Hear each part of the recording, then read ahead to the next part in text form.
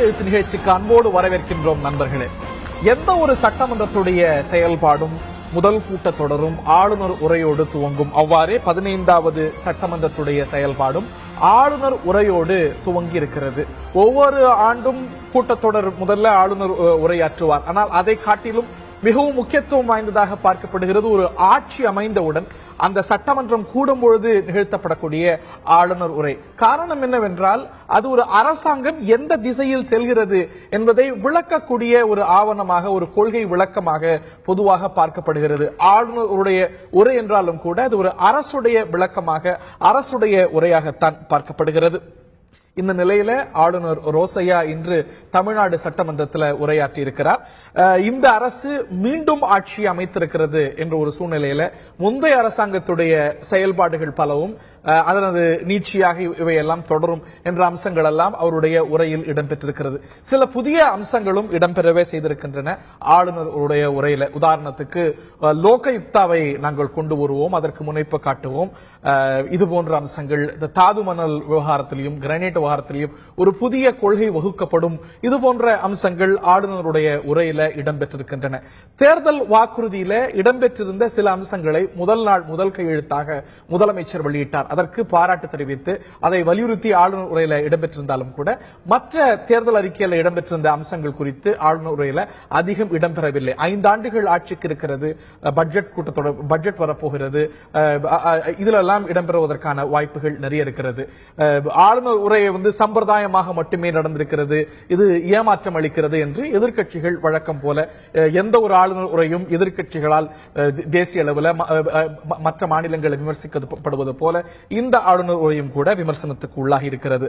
ஆளுநர் ரோசையாவுடைய உரை வெறும் சம்பிரதாயமாக அமைந்திருக்கிறதா, சாதனை விளக்கமாக அமைந்திருக்கிறதா, இந்த அரசாங்கத்துடைய கொள்கையை விளக்கக்கூடிய ஒரு ஆவணமாக அமைந்திருக்கிறதா விவாதிக்கலாம். இந்த விவாதத்தில் நம்முடைய இணைகிறார்கள் காங்கிரஸ் கட்சியுடைய சட்டமன்ற கொறடா டாக்டர் விஜயதரணி அவர்கள். நிகழ்ச்சிக்கு அவரை அன்போடு வரவேற்கின்றோம். பேராசிரியர் தீரன், அதிமுகவுடைய அதிகாரப்பூர்வ செய்தி தொடர்பாளர், அவரை அன்போடு வரவேற்கின்றோம். அதே போல மார்க்சிஸ்ட் கம்யூனிஸ்ட் கட்சியுடைய மூத்த தலைவர் பேராசிரியர் அருணன், அவரை நிகழ்ச்சிக்கு அன்போடு வரவேற்கின்றோம். மற்றும் மூத்த பத்திரிகையாளர் திரு ஆர் வெங்கடேஷ் ஆகியோரும் இந்த விவாதத்தில் நம்முடைய இணைகிறார்கள். திரு வெங்கடேஷ் அவர்கள்ட்ட தான் இந்த விவாதத்தை தொடக்கணும் அப்படின்னு நினைக்கிறேன். முதல் சட்டமன்ற கூட்டத்தொடருடைய ஆளுநர் உரை, அந்த தொடக்கம் அப்படிங்கிறது அரசுடைய கொள்கை விளக்கமாக பார்க்கப்படுகிறது. எந்த திசையில இந்த அரசாங்கம் செல்ல போகிறது, அதனது முன்னோட்டமாக அரசாங்கத்துடைய செயல்பாடு விளக்கக்கூடிய ஒரு முன்னோட்டமாக பார்க்கப்படுகிறது. இது ஏற்கனவே அமைந்த ஒரு ஆட்சியுடைய நீட்சி. மீண்டும் மக்கள் இந்த அரசை தேர்ந்தெடுத்திருக்கிறார்கள். இந்த உரையை பார்க்கும்போது பல அம்சங்கள் முந்தைய அரசாங்கத்துடைய செயல்பாடுகளை பற்றி நிறைய குறிப்பிடுகிறது. அவையெல்லாம் தொடரும், அவையெல்லாம் மேம்படுத்தப்படும் என்ற அம்சங்கள் இருக்கின்றன. புதிய அம்சங்கள் அப்படின்னு பார்க்கும்போது சில அம்சங்களை பார்க்க முடிகிறது. ஆனால் நிறைய தேர்தல் வாக்குறுதிகள் ஆளுநர் உரையில மிஸ்ஸிங்.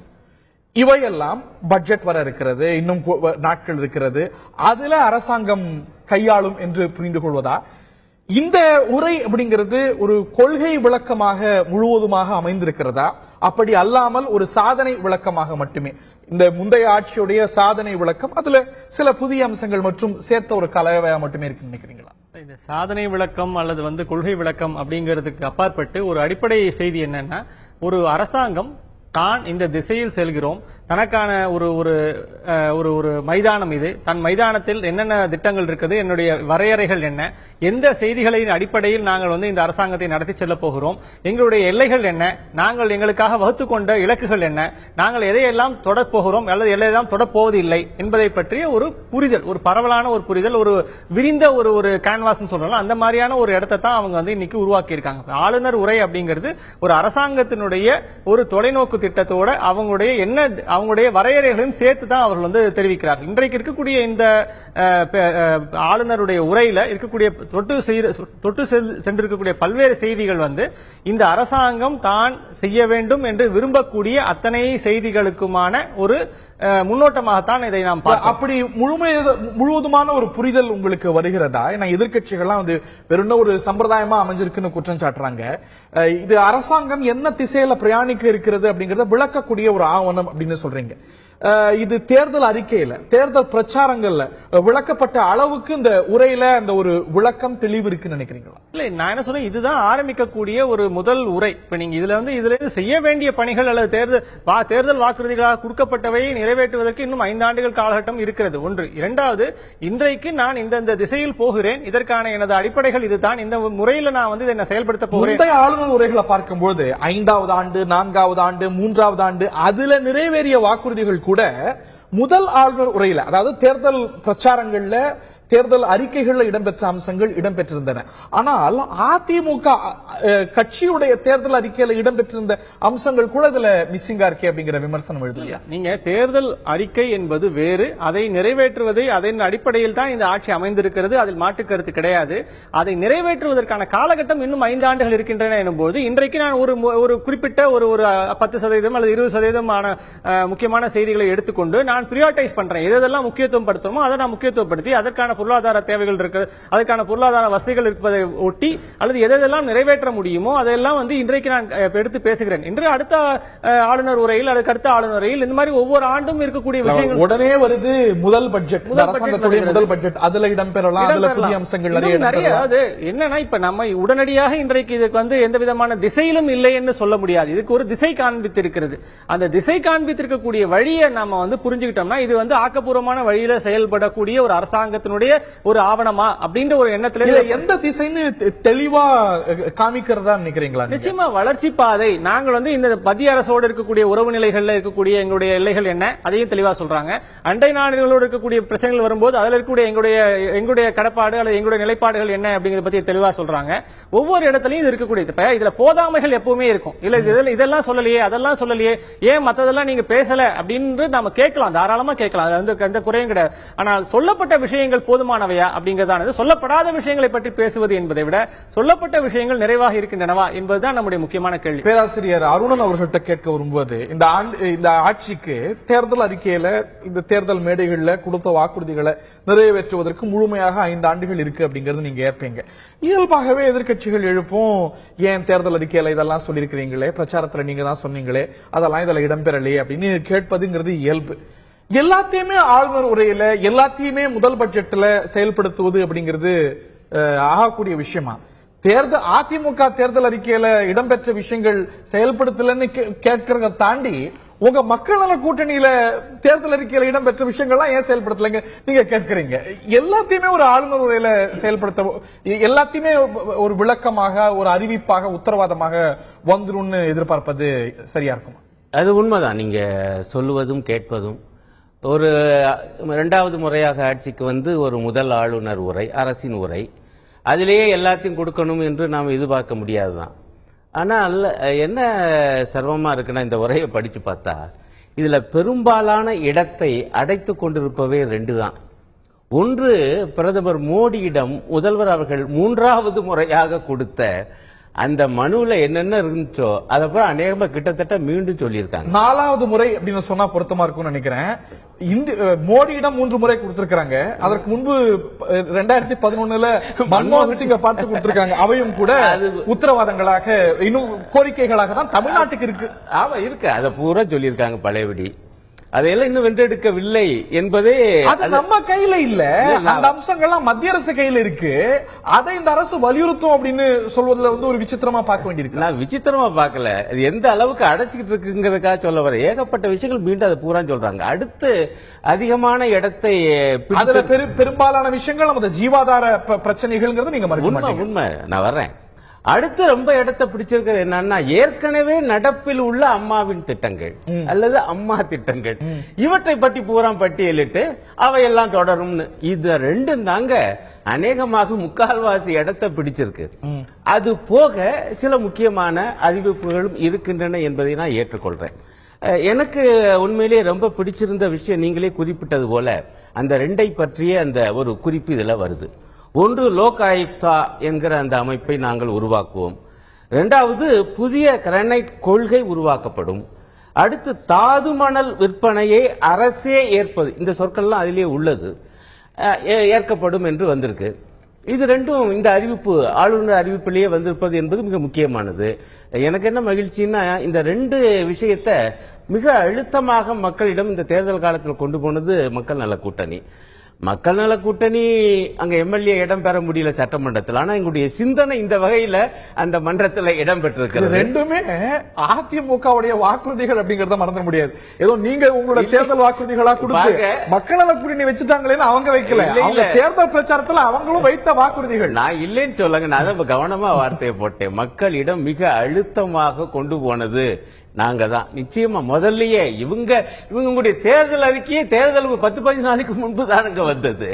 ஆனால் இந்த விஷயத்தை தமிழ்நாட்டிலே இப்படி ஊழல் மலிந்து போயிருக்கிறது, ஆகவே ஏன் இந்த லோக் ஆயுக்தாவை உருவாக்க கூடாது என்பதை கொண்டு போனதும், அதே போல இந்த தாது மணல் கொள்ளை, கிரானைட் கொள்ளை, சகாயம் அறிக்கை, இந்த விவகாரங்கள் எல்லாம் மக்களிடம் கொண்டு சென்றது மக்கள் நல கூட்டணி.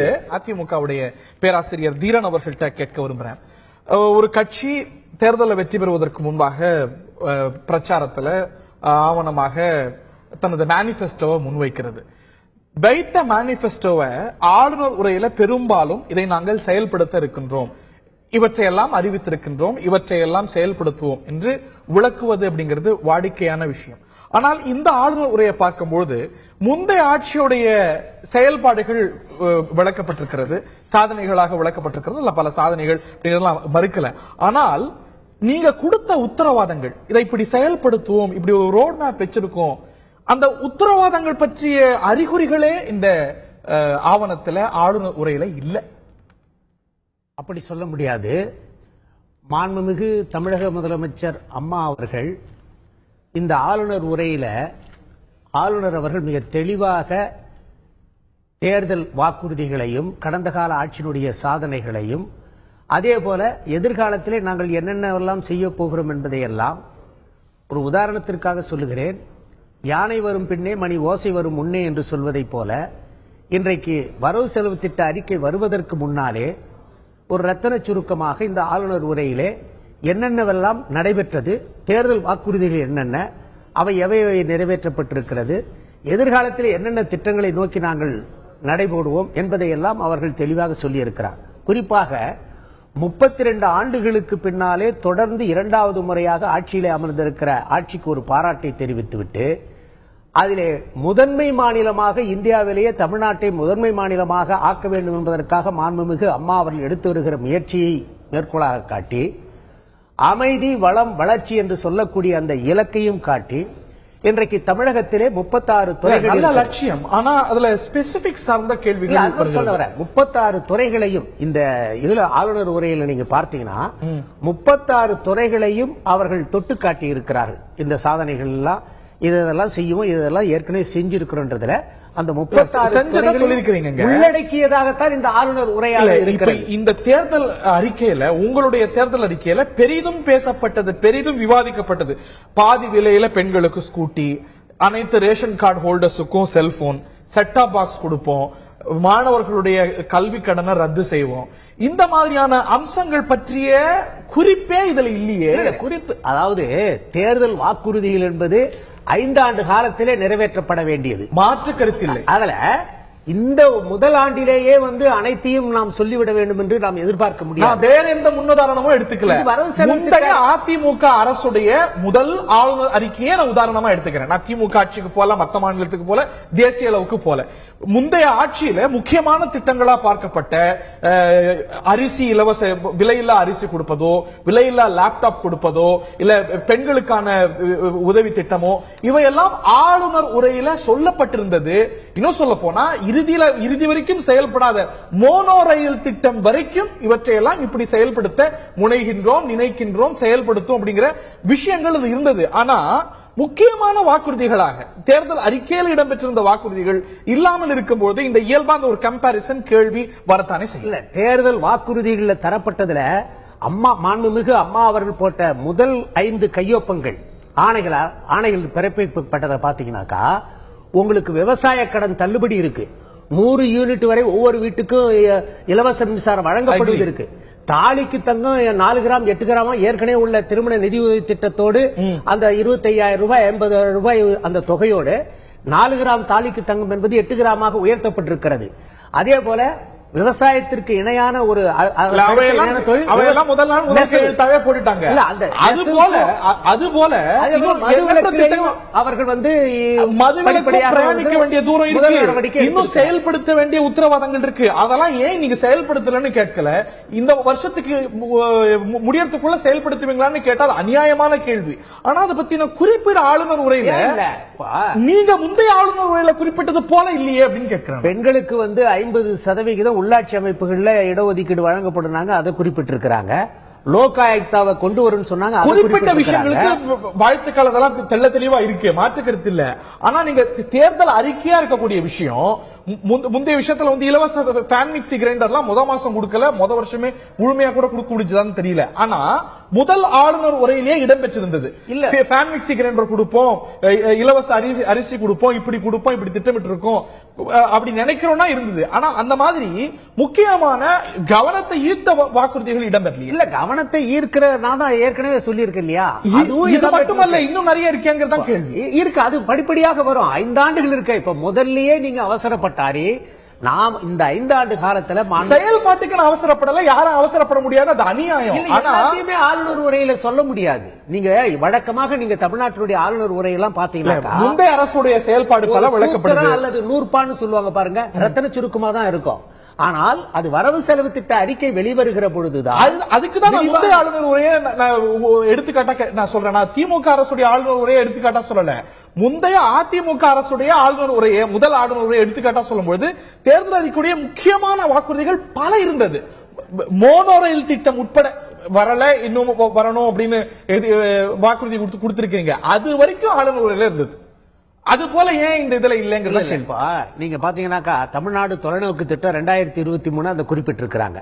அடுத்தது உலக முதலீட்டாளர்கள் மாநாடு நடத்தப்பட்டு அதில் எவ்வளவு வந்து அந்த நிதியானது சேகரிக்கப்பட்டது, 4,70,000 பேருக்கு வேலை வாய்ப்பு வழங்கக்கூடிய அளவிற்கு அதுல பல தொழிற்சாலைகள் இன்றைக்கு வந்து தங்களுடைய பணியை துவங்கி இருக்கிறார்கள் என்பது உட்பட எல்லாவற்றையும் கொடுத்திருக்கிறார்கள். அதே போல குடிசைகளற்ற மாநிலமாக இந்த தமிழகத்தை மாற்ற வேண்டும் என்பதற்காக அம்மா அவர்கள் அதிலையும் சில திட்டங்களை தொலைநோக்கு பார்வையில முதலீட்டாளர்கள் மாநாடெல்லாம் பத்தி குறிப்பிட்டீங்க. அதுல என்ன திருமதி விஜயதரணி அவர்கள்ட்ட கேட்க விரும்புறேன், முற்றிலும் புறந்தள்ளக்கூடியதா நீங்க காலையில பேட்டி எல்லாம் கொடுக்கும்போது சும்மா காவிரி முல்லை பெரியாறு தொடர்ந்து இடம்பெற்றிருக்கிறத மட்டுமே இடம்பெற்று செஞ்சுட்டு இருக்காங்க, சும்மா வந்து எந்த சாதனையும் முந்தைய அரசு செய்யல, அதை வந்து சாதனையா காட்டியிருக்கிறாங்கிற ரீதியில விமர்சனம் செஞ்சிருக்கிறீங்க. சில விஷயங்கள்லாம் அதன் அடிப்படையில ஒரு ஆட்சி ஜெயிச்சு மீண்டும் வருது. உதாரணத்துக்கு முதலீட்டாளர்கள் மாநாடு, அதுல வந்து முன்பில்லாத அளவுக்கு முதலீடுகள் ஈர்க்கப்படுது அப்படின்னா அதை சொல்லி அதை மீட்டெடுப்போம் தொடருவோம் அப்படின்னு சொல்வது அப்படிங்கறதெல்லாம் புறந்தள்ளக்கூடியதா உங்களை போன்றெல்லாம் ஏற்கக்கூடிய விஷயம் தானே இது? இல்ல, அதாவது ஒரே ஒரு சின்ன உதாரணத்தை சொல்லி ஆரம்பிக்கலாம்னு நான் நினைக்கிறேன். போன 5 ஆண்டுல அவங்க ஜெயிச்சு வந்த பொழுது அவங்க தேர்தல் அறிக்கையில இருந்த விஷயத்த நான் சொல்றேன். முதியோருக்கு பஸ் பாஸ் வழங்கப்படும் சொன்னாங்க. ஆனா கடைசி 5வது ஆண்டுல சென்னையில அது நான் பேசினேன், முதியோர் பஸ் பாஸ் 5 ஆண்டு ஆயிடுச்சு, இது வரைக்கும் நீங்க தரவே இல்லையே அப்படின்னு நான் பேசினேன். அடுத்த நாள் வந்து 110 அறிக்கையில 10 டோக்கன் கொடுப்போம் அப்படின்னாங்க முதியோருக்கு. 10 டோக்கன் திட்டம், ஒரு முதியோருக்கு 10 டோக்கன் சென்னையில அதை செயல்படுத்த 10 டோக்கன் தரோம்னாங்க. அதுல 2 டோக்கன் வாங்குறதுக்கே போயிடும், மிச்சம் 8 டோக்கன்ல ஒரு மாசத்துக்கு போயிட்டு வரணும். அது ஒரு சரியான திட்டமே இல்ல, பஸ் பாஸே கிடையாது அது ஆக்சுவலா. ஆனால் லாஸ்ட் மினிட்ல 5வது ஆண்டு முடிவுல தேர்தல் அறிக்கையில சொன்னதை கொண்டு வராங்க. என்னுடைய சந்தேகம் என்னவென்றால், தேர்தல் அறிக்கையில சொன்ன கல்வி கடன் 5வது ஆண்டு முடிவுல அறிவிச்சாங்கன்னா எந்த இளைஞனுக்கும் அந்த கல்வி கடனோட பலன் போய் சேராது. அதே மாதிரி இந்த முதியோர் மாதிரியே தான் அதுவும். அதே மாதிரி பாத்தீங்கன்னா பல்வேறு விஷயங்கள், நீங்க இந்த ஸ்கூட்டி இதெல்லாம் இந்த ஆண்டே அறிவிச்சாங்கன்னா 5 ஆண்டு கொஞ்சம் கொஞ்சமா டவுன் பஞ்சாயத்து முனிசிபாலிட்டி வரைக்கும் மாநகராட்சி வரைக்கும் இந்த ஆண்டு செயல்படாதுங்கிறதுக்கு எந்த உத்தரவாதமும் கிடையாது. ஏன்னா இன்னைக்கு ஆளுநர் உரை தான் முடிஞ்சிருக்கு, வெறும் முன்னோட்டம் தான். எப்பயுமே ஆளுநர் உடனே பட்ஜெட் வருது, உடனே பட்ஜெட் வருது. பட்ஜெட் கூட்டத்தொடர்ல முதலமைச்சர் அறிவிக்கலாம், இல்லாட்டி பட்ஜெட் உரையில நிதியமைச்சர் அறிவிக்கலாம், எல்லாத்துக்குமே வாய்ப்பு இருக்கு. இப்ப ஆளுநர் உரையில இடம்பெறல, அதனால கடைசியெல்லாம் செய்வாங்கன்னு ஒரு உதாரணம். நான் வந்து பஸ் பாஸ் மட்டும் தான் உதாரணம், பல திட்டங்கள் முதலே செயல்படுத்திட்டாங்க. ஆடு மாடு கோழியில இருந்து ஆடு மாடு கோழி எல்லாம் ஆடு மாடு கோழி வழங்குவோன்னு முதல் ஆளுநர் உரையில இல்ல. ஆனா சப்சிக்வெண்டா அந்த மாதிரி இல்ல. அந்த நான் ஃப்ரீ பீஸ பத்தி நான் சொல்லல. அவங்க அது ஃப்ரீ பீஸ் பணம் இருந்தா தரப்போறாங்க, தரட்டும், சொன்னபடி தந்தா சந்தோஷம்தான். ஆனால் அதே நேரம் இந்த முதியோர் பஸ் பாஸ் இந்த மாதிரி விஷயங்கள், கல்வி கடன் இதெல்லாம் பாத்தீங்கன்னா எண்டுல கொடுத்தா அந்த 5 வருஷம் அவன் வட்டி கட்டி இருப்பான். அதையா தவிர்க்கலாம், இப்பயே தள்ளுபடி பண்ணா கொடுப்பாங்கிறதுக்கு அப்படி நம்ம நினைச்சுக்க வேண்டிய அவசியம் இல்லைன்னா எனக்கு அந்த பஸ் பாஸ் பத்தின கவனம் அவ்வளவு இருக்கு. அது வந்து முதலாண்டே கொடுத்திருந்தா அந்த 5 வருஷம் எத்தனை முதியோர் பயன்பெற்று இருப்பாங்க. அது பாஸா கொடுத்திருந்தா இன்னும் எவ்வளவு டோக்கனா இல்லாம கொடுத்திருந்தா பயன்படுவாங்க அப்படின்னு கடைசி ஆண்டுல நான் நினைக்கிறேன். ஆகையால அதுல மக்கள் நலன் சார்ந்த திங்கிங் தானே எங்களுக்கு, ஒண்ணு தப்பு இல்லையே. அதே மாதிரி இந்த சிறு குறு விவசாயிகள் கூட்டுறவு கடன் சொல்றாங்க, அதுல நகை கடன் தள்ளுபடி பண்ணாதான் அந்த விவசாய கடன் தள்ளுபடிக்கு அர்த்தம் இருக்கு. இன்னைக்கு விவசாய கடன் வந்து நகை கடன் தான், நகையை வச்சுதான் விவசாய கடன் பெற சூழ்நிலை. அப்படி இருக்கும் பொழுது அது நகையை மீட்டெடுக்கக்கூடிய விவசாய கடனா இருந்தாதான் இது உண்மையாவே விவசாயிகளுக்கு நன்மை விளைவிக்கும். அதுதான் அவங்க இந்த கோரிக்கை. கூட்டுறவு கடன்ல அவங்க 5000 கோடி ரூபாய்க்கு மேல அம்மா அவர்கள் வந்து கடன் தள்ளுபடி பண்ணி ஒரு விஷயம் நான் சொல்லிடுறேன். பொதுத்துறை கேள்விலாம் இருக்கு, அதுல பெரும்பகுதி வாங்கியிருக்கிறாங்களே, அது ஒரு லார்ஜ் சங்க் அதுல இருக்கிறது. அந்த விவசாயிகளுடைய நிலைமை பெரும்பகுதி இன்னைக்கு வந்து இவங்க இந்த கூட்டுறவு மட்டும் கையில எடுத்துக்கிட்டு நாங்க விவசாய கடன் தள்ளுபடி பண்ணிட்டோம் சொல்றதுங்கிறது தவறு. நகைகளோட கடன் தள்ளுபடி செய்யப்படணும்னா பொதுத்துறையில இருக்க கடன்கள் தள்ளுபடி செய்யப்படணும். அப்பதான் உண்மையாவே விவசாயி காப்பாற்றப்படுறாங்க. அதே மாதிரி பாத்தீங்கன்னா 100 யூனிட் மின்சாரம் அப்படிங்கிறாங்க. முதல் 100 யூனிட் மின்சாரத்தை இலவசம் பண்ணிட்டு 2வது 100 யூனிட் மின்சாரத்தை விலை உயர்த்தினா இது என்ன மின்சாரம் உயர்ந்தது இல்ல, ஆட்டோமேட்டிக்கா அது 2000 இருந்து 3000 ரூபாய் போகுங்கிறது அறிவுறுத்தல். 77 லட்சம் பயனாளிகள் பயனடைறாங்க. அவங்க வந்து மின்சார கட்டணமே செலுத்த வேண்டாத ஒரு சூழ்நிலை ஏற்பட்டிருக்கு. அதையும் சேர்த்து பார்க்க இல்ல மாதத்துக்கு 100 யூனிட்டா இல்ல 2 மாதத்துக்கு 100 யூனிட்டா இதெல்லாம் தெரியணும். விளக்கம் இல்லை. 100 யூனிட் மட்டுமே பயன்படுத்தக்கூடிய பயணிட்டாளர்கள் ஒரு 77 லட்சம் குடும்பங்கள் இருக்கு. சோ அவங்க எல்லாம் மின்சார கட்டணமே செலுத்த வேண்டாத ஒரு சூழ்நிலை. நீங்க இவங்க சொல்ற கணக்கு அது உண்மையா? ஒரு நிமிஷம் சார், நீங்க பேசும்போது நான் வாயே திறக்கல, கவனிச்சிட்டு இருந்தேன். நீங்க விளக்கம் உங்களை கேட்கல, என்னதான் கேட்டாங்க. நான் சொல்றேன் விளக்கம். அதாவது இன்றைக்கு வந்து 100 யூனிட் வந்து இன்னைக்கு அந்த இலவச மிக்சி கிரைண்டரை ஆன் பண்ணாலே 100 யூனிட் ஓடி போயிடும். எந்த வீட்டுல 100 யூனிட் கம்மியா பயன்படுத்துவாங்க எனக்கு தெரியல. புள்ளி வரும் 77 லட்சம் பயனாளிகள் 100 யூனிட்டுக்கு கீழே பயன்படுத்துறாங்க. 78 லட்சம். அந்த கணக்கீடே அந்த குறியீடே எனக்கு தவறா இருக்கும் என்னுடைய அரசு புள்ளி வரும். அது அரசின் புள்ளி விவரம். ஆனால் இன்னைக்கு மிக்சி கிரைண்டர் இந்த கொடுத்த பொருளை யூஸ் பண்ணாலே 100 யூனிட் ஒரு மாசத்துக்கு தாண்டமா தாண்டாது. அதே மாதிரி அதுக்கு பயன்படுத்த அவங்க என்ன பண்ணாங்க அப்படின்னா, இலவசம் எல்லாம் வாங்கி எங்க போச்சு கேள்வி இருக்குல்ல, இந்த பணம் எல்லாம் எங்க போச்சு? இதைத்தான் மக்கள் மன்றத்துல சொன்னாங்க. இதை ஏற்றிட்டு தான் மக்கள் வாக்களிச்சிருக்காங்க. மக்கள் வாக்களிச்சாங்கன்னா எதிர்கட்சிக்கும் ஆளுங்கட்சிக்கும் 1% வித்தியாசத்துல வாக்களிச்சிருக்காங்க. போன முறை மாதிரி கிடையாது. ஆகையால நீங்க அதைதான் பார்க்கலாம். மக்கள் முழுமையான பெரிய அபரீத இதை தரல. ஆகையால அந்த 1% வாக்கு வித்தியாசத்துல வாக்களிச்சிருக்கிறாங்கன்னா அப்ப எதிர்த்தரப்புல இருக்கக்கூடிய வாதத்தை மக்கள் ஏற்றுக்கொண்டிருக்கிறார் என்பதுதான் நீங்க பார்க்கணும். அதே மாதிரி திருமண உதவி 2006 ஆளுங்கட்சியோட எதிர்கட்சி தான் வெற்றி பெற்றுச்சுன்னு அர்த்தமாகும். 2006 வென்ற அதிமுகவை காட்டி நீங்க வாக்கு சதவீதத்தை தான் சொல்றீங்க. வாக்கு சதவீதம் வெற்றி பெற்ற சதவீதம் அதுதான். உறுப்பினர்கள் சதவீதத்தை எடுத்துக்கிட்டீங்க 2006 அதுவுமே 1% தான். 2006 வென்ற திமுகவை காட்டிலும் தோற்ற அதிமுக தான் அதிக சதவீத ஓட்டுகள் வாங்கியது. சட்டமன்றத்தில் எவ்வளவு எண்ணிக்கை இந்த மக்கள் எதை ஏற்புடையதாக பார்க்கிறார்கள் என்று இதை வைத்து நம்ம கணக்கிடலாம். நம்ம அன்னைக்குள்ள சூழ்நிலையை நீங்க சொல்லலாம், இருக்கலாம் ஒருவேளை. ஆனா இன்னைக்குள்ள சூழ்நிலை அதுவா தான் இருக்கும். மக்களுடைய மனப்பக்குவம் எதிர்த்தரப்பிலும் வாக்கு இருக்கிறது. அந்த வாக்கை பொறுத்தும் கூட எண்ணங்கள் இருக்கிறது. இன்னைக்கு லோக் ஆயுக்தா வருது. அது என்னுடைய முதல் கோரிக்கை. நம்முடைய மேதக ஆளுநரிடம் நாங்க வந்து ஊழல் குற்றச்சாட்டுகள்லாம் எங்களுடைய தலைவர் EV கே இளங்கோவன் மற்றும் அனைத்து நிர்வாகிகளோட நாங்க போய் ஒரு போராட்டம் நடத்தி காங்கிரஸ் கட்சி தரப்புல கொடுத்தோம். அன்னைக்கு ஏன் தரப்புல முதல் கோரிக்கை தமிழகத்துல நான் முன்வைத்தது லோக் ஆயுக்தா அமையுங்கள் என்று நான் கோரிக்கை வைத்தேன். இன்னைக்கு அது வருது. என்னுடைய முதல் கோரிக்கை மேதக ஆளுநரிடம் என்னுடைய முதல் கோரிக்கை அது. நான் மற்ற கோரிக்கை எல்லாம் அவர்கிட்ட வைக்கிறதுக்கு நான் முதல் வச்ச கோரிக்கை. ஆகையால் இந்த லோக் ஆயுக்தா பொறுத்தவரை அதுல ஒரு இக்கண்ணா போட்டு லோக்பால் சட்டம் அத வந்து சென்ட்ரல் ஆக்ட் ஏற்கனவே வந்த ஒரு இடைவேளைக்கு முன்னாடி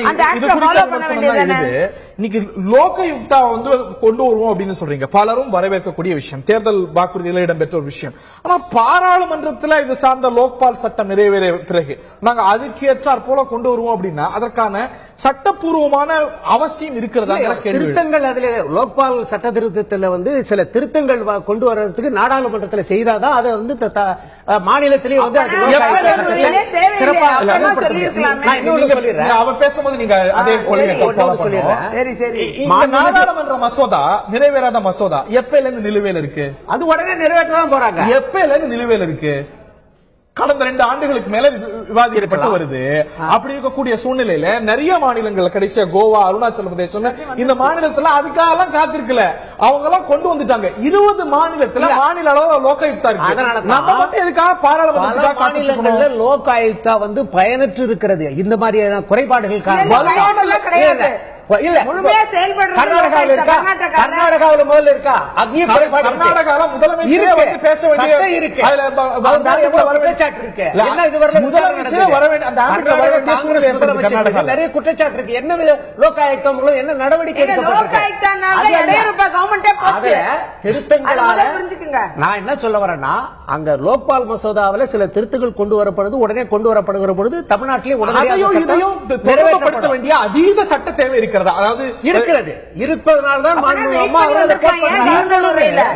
தமிழ்நாட்டிலுமே நீங்க வந்து சில மாநிலத்தில் வலுவற்று இருக்கிறதாக நீங்க விமர்சனம் செய்றீங்க. ஒரு வலுவான லோகாயுக்தாவை இங்க கொண்டு வருதுல சட்டப்பூர்வமான அது வர வரைக்கும் இங்க நிறைவேற்றக்கூடாதுன்னு ஏதாவது தீர்ப்பு இருக்கா? நாடாளுமன்றத்தில் தான் அதற்கான சட்ட திருத்தம் கொண்டு வர முடியும். அதனால அதை எதிர்வைத்து தான் இந்த லோகாயுக்தா கொண்டு வரதுக்காக மாண்புமிகு அம்மா அவர்கள் அதை குறிப்பிட்டு சொல்றாங்க. நாடாளுமன்ற சட்டங்கள் ஒரு வாரம் இருக்கும்போது நம்ம தனியா பல சட்டங்கள், ரிசர்வேஷன் சட்டத்திலிருந்து நீட் என்ட்ரன்ஸ்ல இருக்கக்கூடிய சட்டங்கள்ல இருந்து பல சட்டங்கள், லேண்ட் அக்விசிஷன்ல கூட நம்ம தனியா 97 99 சட்டங்கள் வச்சிட்டு இருந்தோம். அந்த மாதிரி இங்க தனியா சட்டங்கள், அங்க ஒரு சட்டம் இருக்கும்போது இங்க இருக்க சட்டங்கள் இருந்த தருணங்கள் இருக்கு. வருங்காலத்தில் அது மாதிரி ஒரு தேவை ஏற்பட்டால் நாடாளுமன்றம் அந்த லோக்பால் மசோதாவில் திருத்தம் கொண்டு வரதுக்கு காலதாமதம் ஆச்சுன்னா மாண்புமிகு அம்மா அவர்களுக்கு தமிழ்நாட்டில் அதற்கான நடவடிக்கைகள் எடுப்பாங்க. அவங்க மாண்புமிகு அம்மா அவர்களை பொறுத்தளவில் சொன்னா சொன்னது மாதிரி செய்வாங்க. அவங்கள மாதிரி யாராவது வந்து அதை செய்ய முடியாது. அவங்க ஒண்ணும் வந்து மைனாரிட்டி நடத்தல. ஒரு 1% வாக்கு வித்தியாசம் 34 எம்எல்ஏக்கள் அதிகம் இருக்கிறாங்க. இவங்க ஒரு மாதிரி அந்த 2006 95 எம்எல்ஏக்கள் வச்சா நாங்க மைனாரிட்டி கவர்மெண்ட் காங்கிரஸ் எம்எல்ஏக்கள். அப்ப பாமக காங்கிரஸ் அவங்க ஆதரவு தான் திமுக ஆட்சி நடைபெற்றது. இப்ப 1% வாக்கு வித்தியாசம் இவங்க சும்மா புள்ளிவரத்தை சொல்லி மக்களை ஏமாத்தலாம்னு பாக்குறாங்க. 1% வாக்கு வித்தியாசம் எம்எல்ஏக்கள் 34 பேர் கூடுதலா இருக்கிறாங்களா? 34 கிடையாது. தேர்தல் முடிவையே நம்ம இன்னும் அனலைஸ் பண்ணிட்டு இருந்தோம்னா சரியா இருக்குமான்னு தெரியல. 32 பிளஸ் 98 தான் இவங்க காங்கிரஸ், திமுக, அந்த என்னமோ ஒரு சட்டமன்ற அமைஞ்சாச்சு, முஸ்லீம் லீக் எல்லாம் சேர்த்து எதிர்கட்சின்னு ஒத்துக்கிறீங்களா? நீங்க சதவீதத்தை பண்ணி நாங்களும் வலுவா தான் இருக்கிறோம். ஒண்ணும் ஆளாளுக்கு மனசந்தோஷப்பட்டுக்கலாமே தவிர அந்த பயண மக்கள் முடிவு எடுத்துட்டாங்க. அதன் அடிப்படையில் ஒரு சட்டமன்றம் அமைஞ்சிருக்கிறது. இன்னும் முடிவெடுக்காத 3 தொகுதிகளும் கூட இருக்கிறது. கூட்டணியுடைய மார்க்சிஸ்ட் கம்யூனிஸ்ட் கட்சி நான் கேட்க விரும்புறேன். எல்லாமே ஆளுநர் உரையில எந்த கட்டத்திலையும் 2006 7 8 அதுக்கு முந்தையோ வந்தது கிடையாது. பல சமயங்களில் நிறைய அம்சங்கள் இடம்பெற்றிருக்கிறது. உடனே பட்ஜெட் வருது. இந்த அரசாங்கத்துடைய செயல்பாடுன்னு பார்க்கும்போது பட்ஜெட் உரையில இல்லாத விஷயங்கள் கூட 110 அறிவிப்பா, நிறைய விஷயங்கள் சர்ப்ரைசஸா, பல புதிய திட்டங்கள், நீங்கள் கூட வரவேற்ற திட்டங்கள் வந்திருக்கிறது. சோ இமீடியட்டாவே வாய்ப்பு இருக்கிறது. சோ நம்ம அதுவும் நிறைய திட்டங்கள் இடம்பெறல அப்படிங்கும் போது பட்ஜெட்ல அதுல வந்து கவனம் பெறுவதற்காக பட்ஜெட்ல நிறைய இடம்பெறலாம் இல்லையா? அந்த வாய்ப்பு இல்ல, நான் அதுதான் ஆரம்பிச்சேன். அதாவது ஏற்கனவே பிரதமர்கிட்ட கொடுத்த அந்த விஷயத்தை மீண்டும் சொல்லுவது என்பது என்ன ஒரு தோல்வியை காண்பிக்குது. அதனுடைய அர்த்தம் வந்து என்னன்னா, இவ்வளவு பலம் 50 எம்பிக்களை கொண்ட அதிமுகவால் இந்த கோரிக்கைகளை இத்தனை ஆண்டு காலமாக நிறைவேற்றி தர முடியவில்லை என்பதை மறைமுகமாக ஒப்புக்கொள்கிற ஒரு விஷயம் என்பதை நான் பதிவு செய்யறேன். இரண்டாவது, ஆனா அதுக்கு பிறகு கடைசியா கொஞ்சம் இடத்துலயாவது லோகாயுக்தாவை சொன்னாங்க. விஷயங்கள் நிறைவேற்றுவதற்கு தடையா இருக்கக்கூடிய விஷயங்கள்ல ஸ்டேக் ஹோல்டரா நீங்களும் இருக்கிறீங்க. முல்லை பெரியாறுல இருந்து இல்லங்க விஷயங்கள் நாங்க இல்லவே இல்லங்க.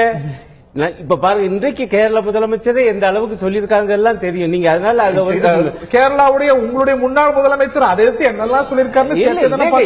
இப்ப முதல்வர் என்ன சொல்லியிருக்காரு என்பதை நான் என்ன சொல்றேன், கட்சி என்ன நிலைப்பாடு எடுக்குது இல்லங்க, நாங்க மிக தெளிவாக இருக்கோம். அந்தந்த மாநில உணர்வை அவங்கவங்க வெளிப்படுத்துறாங்க. எங்களை பொறுத்தவரையிலும் உச்ச நீதிமன்றத்தின் தீர்ப்பை சம்பந்தப்பட்ட அனைவரும் அமல்படுத்த வேண்டும். அதை பெற்று தர வேண்டிய பொறுப்பு தமிழக அரசுக்கு இருக்கு, செய்து தர வேண்டிய பொறுப்பு மத்திய அரசுக்கு இருக்கு. அதை இவர்கள் இன்னும் வாங்கவில்லை என்பது பொறுப்பான ஒரு தேசிய கட்சியாக அதை உறுதி செய்யக்கூடிய இதுல உச்ச நீதிமன்றம் சொல்லிடுச்சு, எதற்காக இதெல்லாம் பண்ணிட்டு இருக்கீங்கன்னு. அதுல ஒரு ஸ்டேக் ஹோல்டரா இருக்கக்கூடிய உங்க கட்சிக்கும் பொறுப்பு இருக்குது இல்ல? ஏங்க நாங்க பொறுப்போடு தான் சொல்றோம், உச்ச நீதிமன்றத்தினுடைய தீர்ப்பை அமல்படுத்துங்க. அதனாலதான் எங்களுடைய முதல்வர் மிக தெளிவாக சொல்கிறார், நிச்சயமாக இன்றைக்கு தமிழக அரசுடன் பேசி இந்த பிரச்சனையை தீர்க்க வேண்டியதற்கான அவசியமே இதுல இல்ல.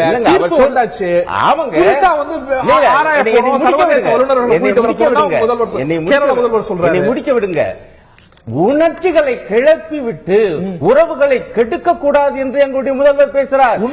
இப்படி அதுக்கு முன்பு இருந்த முதல்வர்கள் பேசியதில்லை என்பதை நீங்க விஷயத்தை ஒண்ணுக்குள்ள சுருக்காதீங்க. நான் என்ன சொல்ல வரேன், 29 கோரிக்கைகளை கொடுத்தீங்களே காவேரி மேலாண்மை வாரியத்தில் இருந்து ஜல்லிக்கட்டு வரை.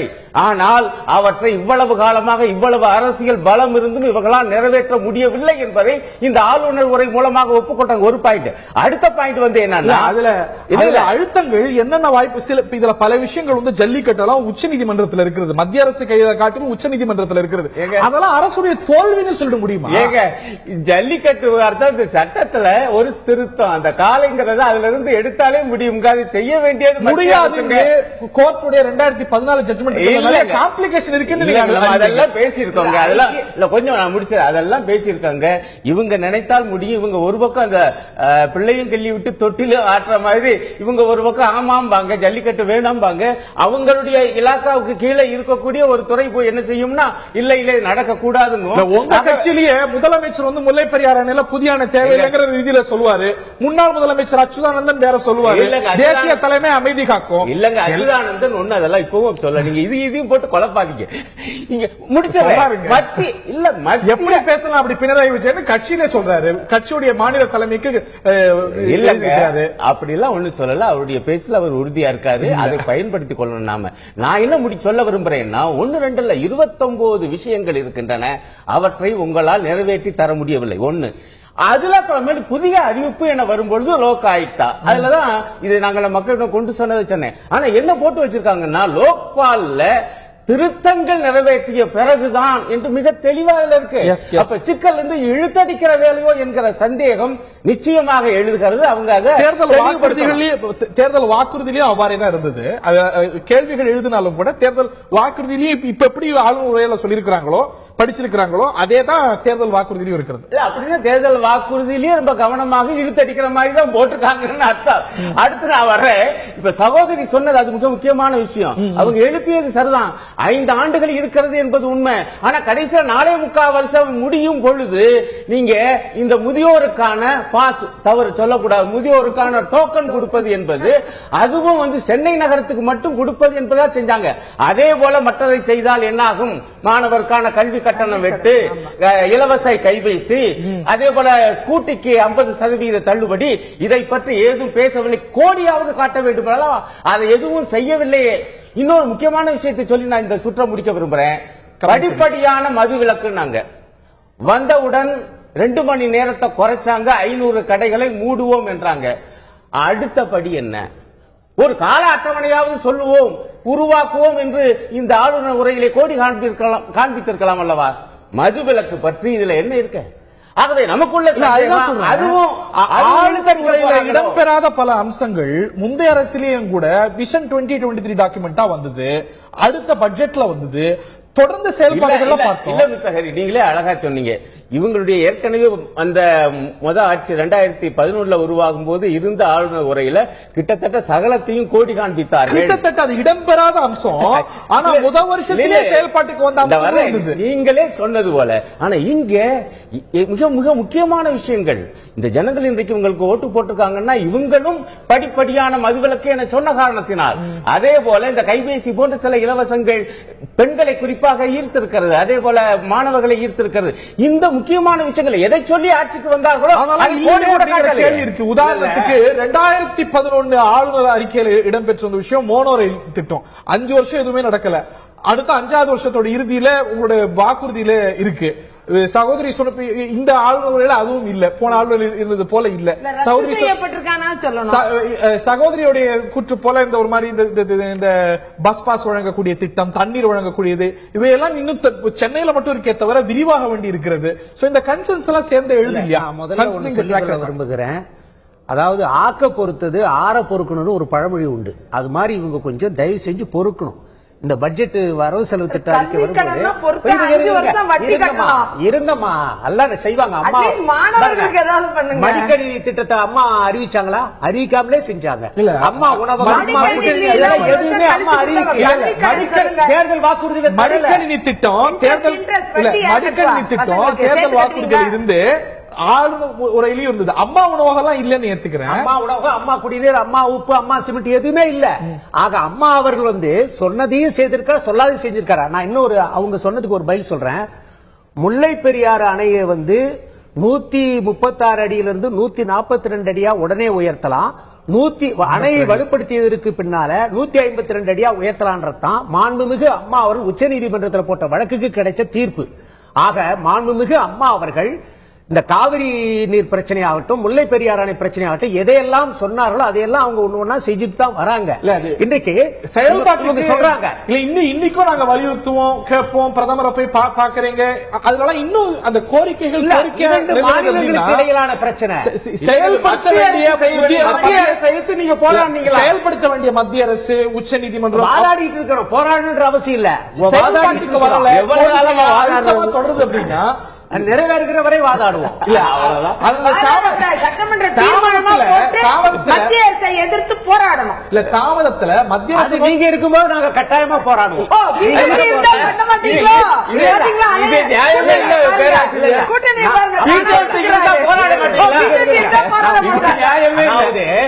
வாதாடி பெற வேண்டியதை அம்மா அவர்கள் வாதாடி பெறுவார்கள். போராடி பெற வேண்டியிருந்தால் அதையும் அம்மா அவர்கள் செய்வார்கள். கூட போராடலங்க. மக்களவையில நீங்க போராடவே இல்லை. உங்களுடைய எம்பிக்கள் ஒரே ஒரு பாயிண்ட், எம்பிக்கள் மக்களவையினுடைய அந்த மைய பகுதிக்கு சென்று போராடியதே இல்லை. ஒரே ஒரு விஷயத்துக்காக தான், கார்த்தி சிதம்பரம் அந்த விவகாரத்துக்காக மட்டும்தான் போராடி பிரச்சனைக்கெல்லாம் போராடி இருக்கிறாங்க. அந்த மைய பகுதிக்கு சென்று இவங்க போராடியதே கிடையாது.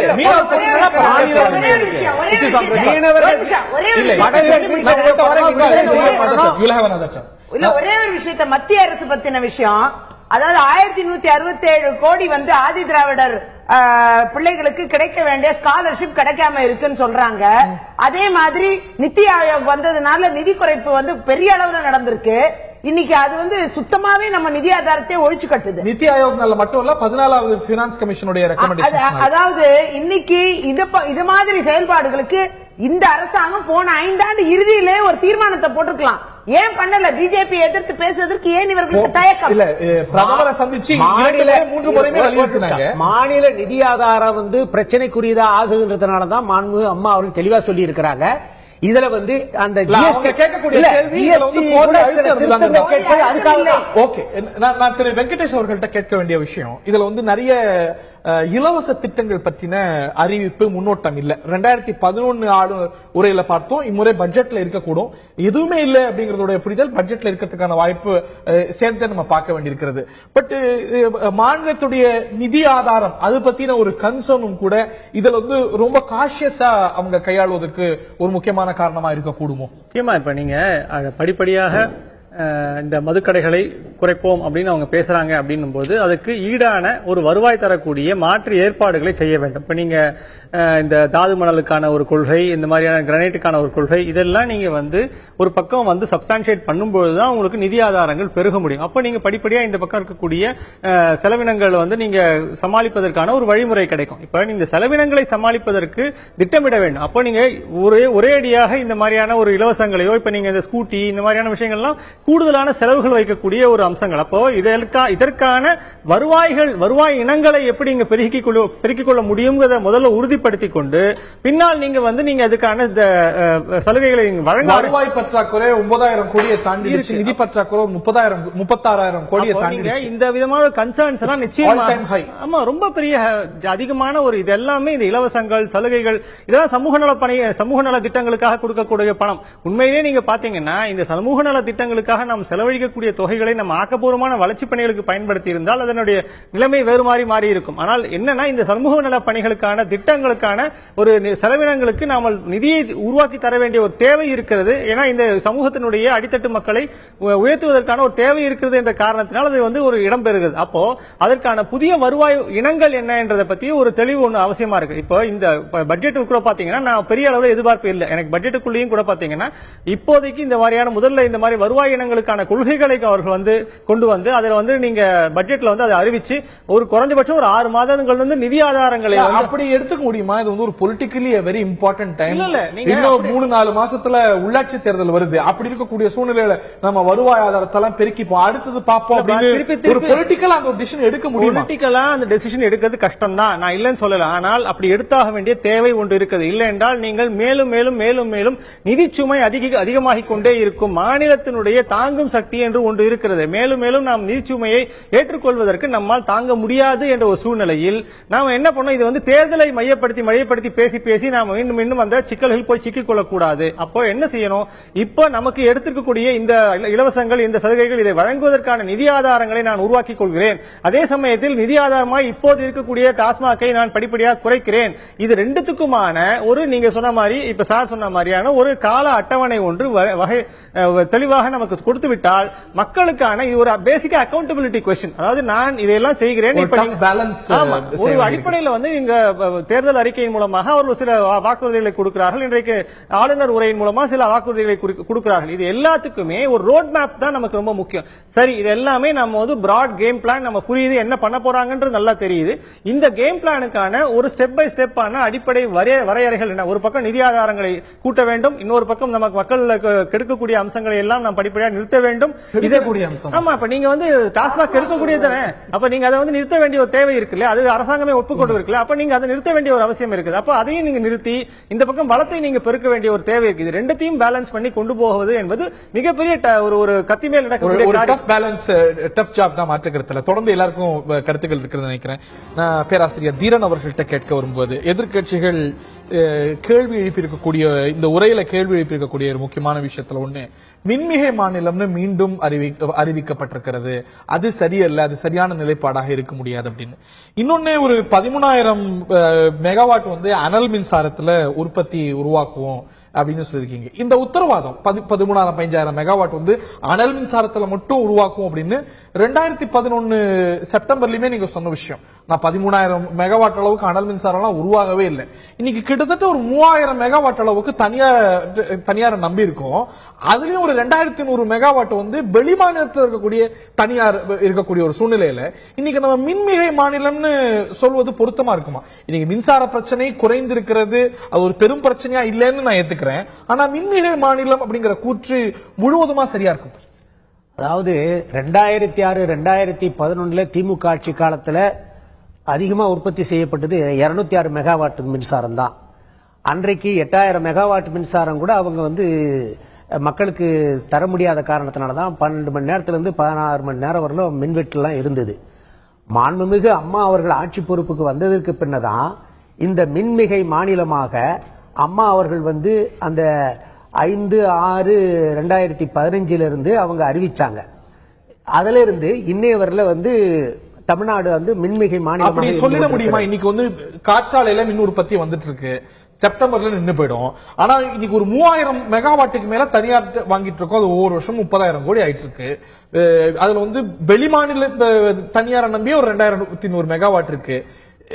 அதெல்லாம் இல்லாத இப்படி ஒரு சூழ்நிலை இருக்கும் போது இது வந்து ஒரு மின்மிகை மாநிலம் சொல்ல முடியுமா? இல்ல, இப்ப அதுதான் ஆளுநர் அவர்கள் தெளிவா குறிப்பிட்டிருக்காங்க. இனி வரும் 5 ஆண்டுகள்ல 13,000 மெகாவாட் வந்து அனல் மின் நிலையத்தின் மூலமாகவும் 3000 மெகாவாட் வந்து சூரிய ஒளி மின்சாரத்தின் மூலமாகவும் அது 2011 சொல்லப்பட்டது. இல்ல சொல்லப்பட்டது. அதுல இப்ப 800 மெகாவாட்டுக்கு மேல உற்பத்தி நடந்துட்டு இருக்க ராமநாதபுரம் மாவட்டத்தில் உங்களுக்கு நல்ல நிலைவு இருக்கும். நம்ம இதே நிகழ்ச்சியிலையும் பதிவு செஞ்சிருக்கோம். 2011 ஃபிக்கியோட கூட்டத்தில் முதலமைச்சர் சொன்னாங்க 23,140 மெகாவாட் கூடுதலா மின் உற்பத்தி செய்வோம் அப்படின்னு.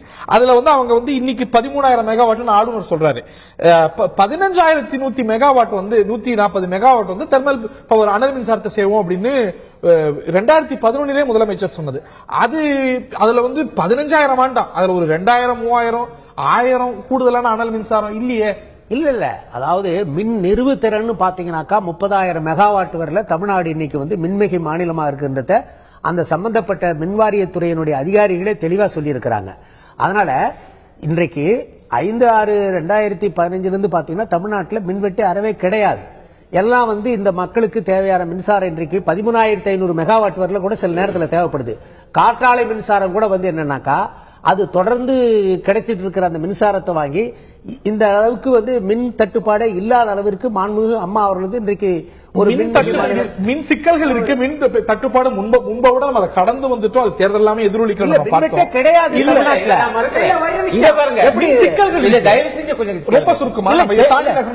சென்னையிலேயே 3 மணி நேரம் 4 மணி நேரம் மின்வெட்டு நடக்குது என்று முகநூல்ல நண்பர்கள் பதிவு செய்யறாங்க. நீங்க பேசும்போது தலையில்லை மின் தடைகள் ஏற்பட்டிருக்கு. பராமரிப்பு பணிகளுக்காக பராமரிப்புனா காலையில 9 பழுது நடக்குது நிறைய இடங்கள்ல. அது மாசத்துக்கு ஒரு முறை காலையில 9 பராமரிப்பு சொல்லல, பழுது நடக்குது, பிரச்சனை நடக்குது, அங்கங்க ரிப்பேர் ஆயிடுது.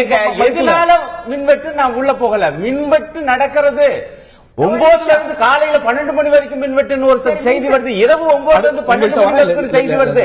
ஆகவே மின்வெட்டு இப்படி இருக்கும் பொழுது தமிழகத்தில் இதை எப்படி மிகை மின் மாநிலம் என்று இந்த ஆளுநர் உரையில் அறிவிக்கிறாங்கன்னு எனக்கு தெரியல. அடுத்து இல்ல கொஞ்சம் முடிச்சது. அடுத்து ஒரே ஒரு பாயிண்ட் தான். இப்ப இவங்க ஐயாவே சொல்லிட்டாங்க 13,000 மெகாவாட் அனல் மின் 3,000 மெகாவாட் சூரிய ஒளி மின் திட்டத்தில் கொண்ட 10 அலகுகள் கூடுதலாக நிறுவப்படும் என்று இப்பதான் உறுதிமொழி கொடுத்திருக்காங்க. ஆனா இதே போல 5 ஆண்டுகளுக்கு முன்பு கொடுத்தாங்க. இப்ப பேச்சு மாறல. அதே பேச்ச மீண்டும் கொண்டாந்து போட்டா இது என்ன அர்த்தம்னு எனக்கு புரியல. மின்மிகை மாநிலம் ஏன் மின்சார விலையை இன்னும் குறைக்காம இருக்காங்க அதை சொல்லுங்க. 100 அதுதான் முதல் கையெழுத்து. யூனிட் மின்சாரம் கைத்தறிக்கு வந்து 200 யூனிட் பிரயோஜனம் இல்ல. அனைத்து தரப்பட்ட மக்களுக்கும் ஒரு யூனிட்டுக்கு இவ்வளவு அதிகமா விலையேற்றினீங்க. எல்லாருக்கும் தான் இது. எல்லாருக்கும் 100 யூனிட் வரல. எல்லா வீடுகளுக்கும் 100 யூனிட் ஃப்ரீன்னு சொல்லிட்டு விலையை ஏற்றுறீங்க. அதிகமா இருக்க விலையை குறைச்சாதானே மின்மிகை மாநிலம். 100 யூனிட் ஃப்ரீ. அது நீங்க ஃப்ரீலியே அலையறீங்க. நீங்க ஃப்ரீயா விடுங்க. நீங்க விலையை குறைங்க, விலையை குறைங்க, மின்சாரத்தோட விலையை குறைங்க. மின்சாரம் மிகையா இருந்தா விலையை குறைங்க. இல்ல மின்சார கட்டணம் என்பது அந்த மின்சார வாரியத்தில் ஒழுங்குமுறை ஆணையம் அது இதெல்லாம் வச்சுக்கிட்டு அவங்கதான் அதை நிர்ணயம் பண்றாங்க. மாநில அரசாங்கம் பண்றது இல்ல. ஆனா நான் என்ன கேட்கிறேன், மாநில அரசாங்கத்தோட தமிழ்நாட்டில் மின்வெட்டு கிடையாது. தமிழ்நாட்டில் இப்போ மின்வெட்டு கிடையாது. சொல்ல முடியுமாங்கிறதான் கேள்வி. அந்த அதிகாரிகள் திமுக ஆட்சியில அறிவிக்கப்பட்ட கிடையாது. இது அதிமுக ஆட்சியில அறிவிக்கப்படாத அந்த ட்விட்டர்ல இதெல்லாம் அதெல்லாம் உண்மையாக சம்பந்தப்பட்ட துறை அதிகாரிகள் அந்த மின்வாரியத்துறை அதிகாரிகள் பேசுவாங்க. மக்கள் சொல்றாங்க மக்கள் ஏங்க சில இடத்துல தடை இருக்கலாங்க. அது ஒரு சில மணி நேரம் அது கூட வந்து 3 மணி நேரமா பிரச்சனையில பெருமளவு சொல்ல முடியல. மக்களுக்கு தெரியும், தமிழ்நாட்டு மக்களுக்கு தெரியும். மக்கள் முடிவு செய்வாங்க. மக்கள்கிட்ட விட்டுரும் தாண்டி நகரும் நினைக்கிறேன். இன்னொன்னு போன சட்டமன்றத்திலையும் நான் வரேன். போன சட்டமன்றத்திலும் இந்த சட்டமன்றத்திலையும் இன்னமும் ஒரு ஹாட் பொலிட்டிக்கல் டிபேட் இது கிளறிட்டு இருக்கிறது திமுக தலைவருடைய சீட்டிங் அரேஞ்ச்மெண்ட். முந்தைய நாங்க வந்து கடிதம் கொடுத்தோம், நாங்க எங்க கடிதம் கொடுத்தாங்களாங்கிற கேள்வி, அது ஒரு நீண்ட விவாதமா கடைசி வரைக்கும் போச்சு, விடை தெரியல. இம்முறை இரண்டாவது ரோல திமுக தலைவருக்கு ஒதுக்கப்பட்டிருக்கிறது. அனிதா ராதாகிருஷ்ணனுக்கு அருகமையில இரண்டாவது ரோல ஒதுக்கப்பட்டிருக்கிறது அப்படிங்கிறது செய்தி வருது. But DMK still not happy. எங்களுக்கு இன்னும் ஸ்பெஷல் நீட்ஸ் வந்து இன்னும் சாட்டிஸ்ஃபை ஆகல, அவர் வந்து போகக்கூடிய அளவுக்கான வசதி செய்து தரப்படல அப்படிங்கிற சர்ச்சைகள் இன்னும் தொடர்ந்துட்டு இருக்கு. இன்னும் 5 ஆண்டுகளுக்கு தொடரக்கூடிய சர்ச்சை. இப்ப நீங்க படிச்ச இதே செய்தி தான் நானும் பாக்குறேன். நான் வந்து பார்க்கும்போது இப்ப நீங்க அந்த கார்னர்ல அவர் வந்து ஸ்பீக்கருக்கு பக்கத்துல வந்துட்டு உட்காரக்கூடிய இடம் அப்படிங்கிறது, அந்த கார்னர் சீட் அப்படிங்கிறது, அது நீங்க எஃபெக்டிவா பார்த்தா அது முதல் ரோ தான். அது இரண்டாவது ரோன்னு ஏன் சொல்றாங்கன்னு எனக்கு புரியல. ஆக்சுவலா முதல் ரோல திரு ஸ்டாலின் முதல்ல அவர் தான் வந்து லீடர் ஆஃப் த ஆப்போசிஷன், அதனால அவர் தான் நேரா முதல்ல உட்கார வேண்டிய ஒரு தேவை இருக்குது. நீங்க அதுக்கு ஒட்டி இருக்கக்கூடிய சீட்டை தான் இப்ப அவங்க போட்டிருக்காங்க. நம்ம எஃபெக்டிவா நீங்க அங்க பார்த்து இவங்க தான் சொல்லணும், அவங்க தான் கரெக்டா சொல்லணும். ஆனா எனக்கு தெரிஞ்ச அது இரண்டாவது ரோ அப்படிங்கிறது திருப்பி தேவையில்லாத இன்னொரு பிரச்சனைக்கான ஒரு விதையை ஊண்டுகிறார்களோ என்று தோணுகிறது. இரண்டாவது ரோ எல்லாம் எனக்கு தெரிஞ்சு அப்படி இல்ல. அது இருக்கக்கூடிய சூழ்நிலை வந்து இன்றைக்கு இந்த மாற்று இப்ப ஏற்பாடுகளை செய்து கொடுத்திருக்கிறார்கள். உள்ளே வந்து கலைஞர் அவர்கள் உட்கார்ந்ததற்கும் பேசுவதற்குமான வாய்ப்பு அங்கே ஏற்படுத்தி தந்தாங்க. சீட்டிங் அரேஞ்ச்மெண்ட் பாத்தீங்க, அதுல உங்களோட ஷார்ட் அண்ட் அப்சர்வேஷன். அதாவது சீட்டிங் அரேஞ்ச்மெண்ட்டை பொறுத்த வரைக்கும் ஸ்பீக்கர் அவர்களுடைய அறைக்கு பக்கத்தில் அந்த முதல் ரோட எக்ஸ்டென்ஷன் இருக்கு, அது காலியா இருக்கும் அந்த இடம். அதற்கு அடுத்தாற் போல இருக்கிற அந்த இரண்டாவது ரோ வந்து முதல் ரோ போல தெரியும். ஆகையால அந்த முதல் ரோவுக்கு வரக்கூடிய இடத்துல வந்து பாத்தீங்கன்னா முதல் ரோ ஆரம்பிக்கிற இடத்துல இடம் இருக்கு. அந்த இடத்துல கரெக்டா அவருக்கு வந்து அவர் அந்த உறுதிமொழி எடுக்க வந்தாரு, பிளட்ஜ் எடுக்க வந்தாரு, அந்த இடத்துல உட்கார வச்சாங்க. கரெக்டா அதே இடம் வந்து பொருத்தமானது. சொல்ல புரோட்டோகால் படி முதல்ல லீடர் ஆஃப் அப்போசிஷன் தான் முதல்ல அமரணும் அப்படிங்கறத நம்ம பார்த்துட்டு இருக்கோம். லீடர் ஆஃப் அப்போசிஷனுக்கு முன்னாடி கருணாநிதி முன்னாள் முதலமைச்சர், எல்லாரும் மதிக்கப்படக்கூடிய தலைவர். ஆனா லீடர் ஆஃப் அப்போசிஷனுக்கு முன்னாடி ஒரு சட்டமன்ற உறுப்பினரை இப்ப பிரயர் டீம் உட்கார வைக்கிறது திரு ஸ்டாலினுக்கு மாற்றுக்கிறது இல்லாம இருக்கலாம். பட் அது இது வந்து ஒரு சரியான நடைமுறையா பார்க்கப்படுமா? இல்ல, முன்னாள் முதலமைச்சர் என்ற முறையில் அந்த முன்னாடி அந்த பதவி ஏற்பப்போ ஒரு இடத்துல உட்கார வச்சாங்க. அதே இடத்துல உட்கார வைக்கலாம். வீல் சேரோட அவங்க உட்கார வச்சு அது முன்னாடி ஒரு டெஸ்க மட்டும் அவங்க தனியா தப்பு இல்ல. அது வந்து இப்படி பண்ணா அவரை போனோங்கிறப்ப யாருக்கும் டிஸ்டர்பன்ஸ் இல்லாம அவர் போயிட்டு வர்றதெல்லாம் ஒரு டிஸ்டர்பன்ஸ் இல்லாம இருக்கும், அவங்களுக்கு சௌகரியமா இருக்கும். அப்படி கூட அதை பண்ணலாம். ஆனா இது எல்லாமே பேரவைத் தலைவருடைய நாம வந்து உங்களுக்கு உரிய இடத்தை ஒதுக்கி தந்திருக்கிறாங்க. அது பேரவை விதிகளுக்கு உட்பட்டது, மாண்புமிகு உறுப்பினர்களுக்கு நல்லா தெளிவா தெரியும். அதனால வந்து யாரையும் வந்து குறைவுபடுத்தணும், யாரையும் வந்து அசௌகரியப்படுத்தணும்ன்றதெல்லாம் அம்மாவுடைய நோக்கம் அல்ல. அதனால முறையான இடம் வந்திருக்கிறதா அப்படிங்கிறது இன்னும் தொடரக்கூடிய விவாதமா தான் போன சட்டமன்றத்தில் தொடரக்கூடிய விஷயமா தான். முதல் பகுதியில் நம்ம பார்த்தோம், நிதி ஆதாரம் பற்றிய கேள்விகள் எழுந்தது. ஆளுநர் உரையிலேயே கூட சொல்லப்பட்டிருக்கிறது, இந்த இன்ஃப்ராஸ்ட்ரக்சருக்கு முக்கியத்துவம் கொடுப்போம், தாண்டி முதலீட்டாளர்கள் மாநாட்டில் ஒரு கணிசமான வெற்றியை பெற்றிருக்கோம், இதுவரைக்கும் இல்லாத முதலீடுகளை பெற்றிருக்கிறோம், இது வந்து இதை முன்னெடுத்து செல்வதற்கு ஒரு வாய்ப்பாக இருக்கும் அப்படின்னு ஆளுநர் உரையிலேயே நம்ம பார்க்கிறோம். You have a different view? இல்ல, அதாவது இந்த குளோபல் மீட்னு ஒண்ணு நடத்துனாங்க. அந்த குளோபல் மீட்டை பொறுத்தவரை பாத்தீங்கன்னா 2 லட்சத்துக்கும் மேற்பட்ட இன்வெஸ்ட்மெண்ட்ஸ் வருது, 4,70,000 வேலை வாய்ப்பு, நேரடி வேலை வாய்ப்பு வழங்கப்படும் சொல்லி ஒரு 3 வருஷம் ஆச்சு. இப்பயும் அதே சொல்லி 2 வருஷம் வச்சுக்கோங்க, 2 வருஷம் ஆச்சு. 2 வருஷத்துக்கு அப்புறம் இன்னைக்கும் 2 வருஷம் ஆயிடுச்சுங்க. அதாவது போன செப்டம்பர் இன்னும் 1 வருஷம் கூட, அதாவது இன்னுமே அதுக்குண்டான பூர்வாங்க பணிகள் நடைபெறல, அது ஒண்ணு. ஆனா இப்பத்துக்கு பூர்வாங்கமாக நடைபெற்று அருமையாக இருக்கிறது அப்படின்னு ஒரு சட்டமன்ற உறுப்பினர் சொல்லியிருக்காங்க, பதிவு செஞ்சிருக்காங்க. யாருன்னு நீங்களே பாருங்க, இந்த விஷயத்துல அருமையா நடைபெற்றிருக்குன்னு ஒரு சட்டமன்ற உறுப்பினர் பதிவு செஞ்சிருக்காங்க, யாருன்னு பாருங்க. உலக முதலீட்டாளர் மாநாட்டிற்கு பிறகு கிட்டத்தட்ட 60,000 கோடிக்கு மேல் தற்பொழுது ஈர்க்கப்பட்டு நடைமுறையில் இருக்கக்கூடிய புள்ளி விவரத்தை ஆணித்தரமாக அந்த ப்ராஜெக்ட்ஸையும் அவங்க தெளிவா வெளிப்படுத்தினாங்க. அதுல பாத்தீங்கன்னா அது கிட்டத்தட்ட 11 ஆண்டு காலத்தில் ஈர்க்கப்பட்ட முதலீடை விட இந்த ஓராண்டில் ஈர்க்கப்பட்ட முதலீடு என்பது 2 மடங்காக இருக்கிறது என்ற தகவல் ஒரு நல்ல வரவேற்பை தரும் மக்கள் மத்தியில் என்று நான் நினைக்கிறேன். இந்த 5 ஆண்டு நிறைவில் ஒரு வெளிப்படையான ஒரு புள்ளி விவரங்களை இன்றைக்கு வெளியிட்டு இருப்பது மக்கள் மத்தியில் ஒரு பார்வையை, அவர்கள் மீது செயல்பாட்டின் பார்வையை திருப்பும் என்பதுதான் என்னுடைய தாழ்மையான கருத்து.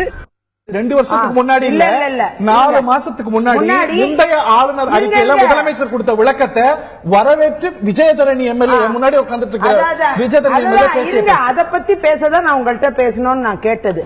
இப்ப தெளிவா இப்ப நான் இதே ஸ்பீச்ச மீண்டும் நீங்க போடுவீங்கன்னு எனக்கு தெரியும். இதே ஸ்பீச் பத்தின விளக்கத்தை தான் நான் உங்களுக்கு தர விரும்புறேன். அதாவது 4 மாசத்துக்கு முன்னாடி கடந்த ஆளுநர் இருங்க, குளோபல் மீட் நடந்தது 2 ஆண்டுக்கு முன்னாடி.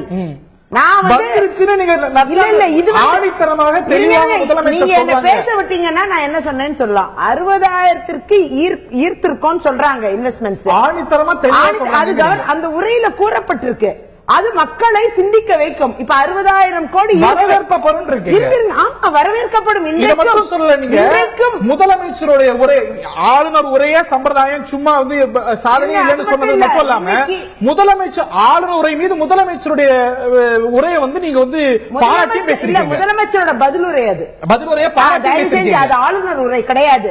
ஆளுநர் உரை மீதான விவாதத்துல முதலமைச்சருடைய பதிலுரையை பாராட்டி பேசுறீங்க. அததான் நான் சொல்றேன். இப்ப எதிர்பார்ப்பு என்னங்கிறது இப்ப அடுத்த கட்டத்துக்கு வந்திருக்கேன் நானு. நீங்க அதை பார்க்கணும். அதாவது மக்கள் நலன் மட்டுமே பிரதானம். அது முதலமைச்சர் பதில் சொன்னாலும் சரி, கவர்னர் உரையில இடம் பெற்றிருந்தாலும் விஜயதரணியை பொறுத்தவரை எல்லாம் ஒன்றுதான். என்னை பொறுத்தவரை மக்கள் நலன் என்பது பிரதானம். 60,000 கோடி ஈர்த்திருக்கோம் சொல்றாங்க இல்லையா? அதை நாம் ஏற்றுக்கொள்கிறோம். இதை நம்பி மக்கள் வாக்களிச்சிருக்காங்க. விஜயதரணி எம்எல்ஏ கூட நினைக்கிறேன், ஆஹா சீஃப் மினிஸ்டர் சொல்லிட்டாங்க 60,000 கோடி ஈர்த்துட்டாங்க, ஆனா வேலை வாய்ப்பு இதோ கிடைக்க போது நம்ம நம்பிட்டு அவநம்பிக்கை எல்லாம் கிடையாது. இன்னுமே நடக்கணுங்கிற ஆசையில சொல்றேன். அதாவது இந்த 5 ஆண்டு காலமும் சட்டமன்ற உறுப்பினர் என்ற முறையில் இந்த அரசாங்கத்தை விமர்சனம் பண்றது நான் ஆக்கப்பூர்வமான எதிர்கட்சி. நான் வந்து எதிரி கட்சியாக செயல்பட விரும்புறேன். இந்த கூட்டத்தொடர் ஆரம்பிக்கும் போதே நான் சொல்லியிருக்கேன்.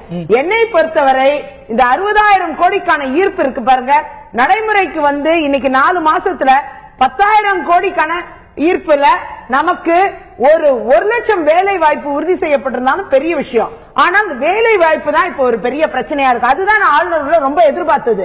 இன்னைக்கு வேலை வாய்ப்புக்கு ஒரு 10,000 கோடி ஈர்ப்புக்கான ஒரு 10,000 வேலைகள் இன்றைக்கு இளைஞர்களுக்கு கிடைச்சிருக்குங்கிறது நான் ரொம்ப எதிர்பார்த்த விஷயம். இன்னைக்கு முதலமைச்சரை பாராட்டினதுக்கு ஏதோ சரி இதுல நல்லது நடந்திருக்கு அப்படி ஒரு சந்தோஷம் இருக்கும். அது இல்லையேங்கிற வருத்தம் இனி பட்ஜெட்ல கொண்டுருவாங்க இல்லையா, உண்மை நிலைமை சொல்லுவாங்க. அதை நான் எதிர்பார்க்கிறேன்.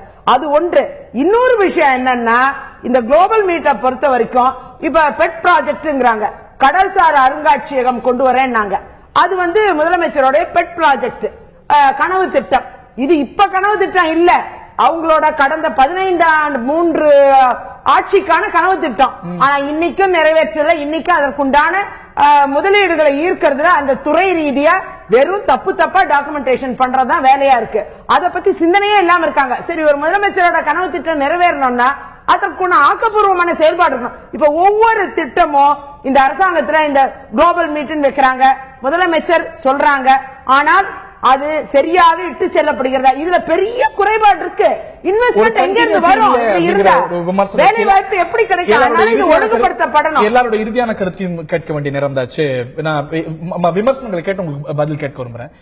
பேராசிரியர் அருண், அதாவது இந்த உலக முதலீட்டாளர்கள் மாநாடு ஏற்கனவே நடத்தினாங்க. அதுல ஒரு 2,00,000 கோடி ரூபாய் வரைக்கும் வரப்போகுதுன்னு அறிவிச்சாங்க. இப்ப உண்மையிலேயே எவ்வளவு வந்திருக்கு என்பது மிகவும் பெரிய ரகசியமா தான் இருக்கு என்பதுதான் என்னுடைய கணிப்பு. மத்திய அரசு புள்ளிவர்களை அவ்வப்போது வெளியிட்டு இருக்கு. அது இன்னும் அதுதான் சிக்கல். ஒரு வருஷம் தான் ஆச்சுன்னு வைத்துக் கொள்வோம். நான் என்ன சொல்ல வர்றேன்னா, நீங்க உங்களுடைய எதிர்பார்ப்பை தயவு செய்து நடப்பாக மாற்றுங்கள்.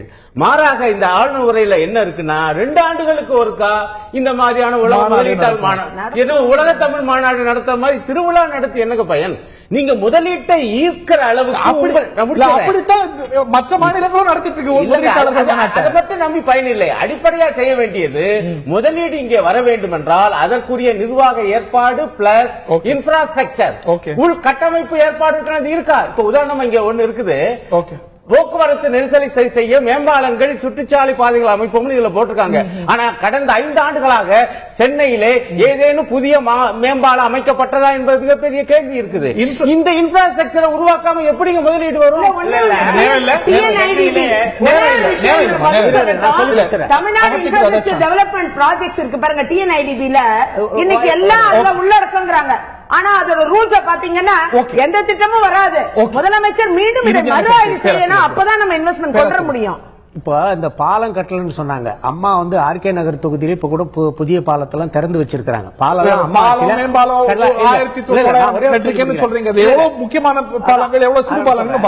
இப்ப இந்த உலக முதலீட்டாளர் மாநாடு எல்லா மாநிலத்திலும் நடைபெறுதுல 5% 8% தான் வந்து அதுல முதற்கட்டமா வந்திருக்கு. ஆனா மாண்புமிகு அம்மா அவர்கள் இந்த உலக தொழில் முதலீட்டு மாநாட்டின் மூலமாக 33க்கும் மேற்பட்ட திட்டங்கள் இன்றைக்கு வந்து நடைமுறையில வந்து செயல்பாட்டை துவக்கி இருக்கிறாங்க.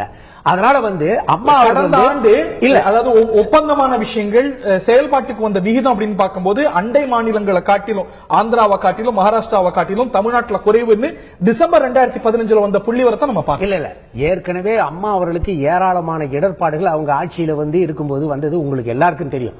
அதையும் மீறிதான் இந்த உலக தொழில் முதலீட்டாளர் மாநாட்டை வந்து சிறப்பா நடத்தி கொடுத்திருக்கிறாங்க.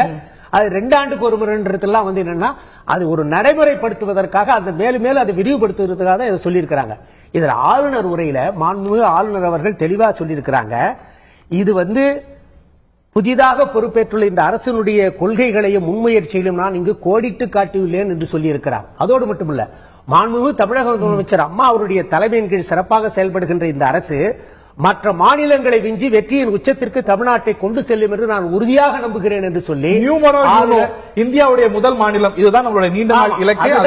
அந்த இலக்கை மாண்புமிகு தமிழக முதலமைச்சர் இந்த 5 ஆண்டுகள்ல உறுதியாக நிறைவேற்றி தருவார்கள். தமிழகத்தை இந்தியாவிலே முதன்மை மாநிலமாக மாற்றி காட்டுவதிலே மாண்புமிகு அம்மா அவர் இன்னைக்கு முதன்மை மாநிலம் தான். அதனால என்றைக்கு முதன்மை மாநிலமாக